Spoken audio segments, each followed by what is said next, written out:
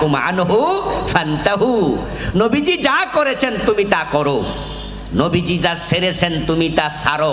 এ দুইটা মিললে, দুইটার একসাথে নাম হলো নেকামল। সকালবেলা অফিসে গেলেন, প্রতি সিগনেচারে 1000 টাকা ঘোষ খাইলেন, প্রতি সিগনেচারে ঘোষ। এমন অফিসও আছে, বিশেষ করে জমি দলিল হয় যেখানে, ওখানে টেবিলে টেবিলে ঘোষ দেয়া লাগে। আমি জানি না রাজশাহী অঞ্চলে আছে কিনা। জমি রেজিস্ট্রি করতে যাবেন,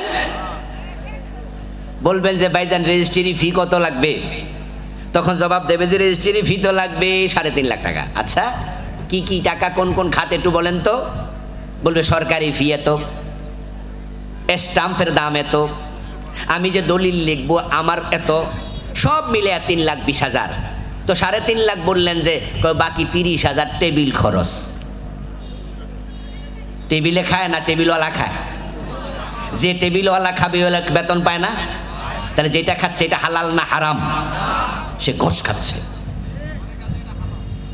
সে সাইন করবে না আপনি না দিলে, হাজারো দোষ খুঁজে বের করবে।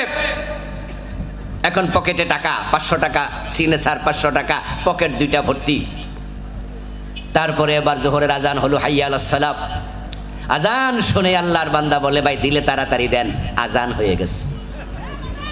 বাহ, ওই যে উনি নেকামলকারী নামাজি মানুষ, উনি জানেন নামাজ জান্নাতের চাবি।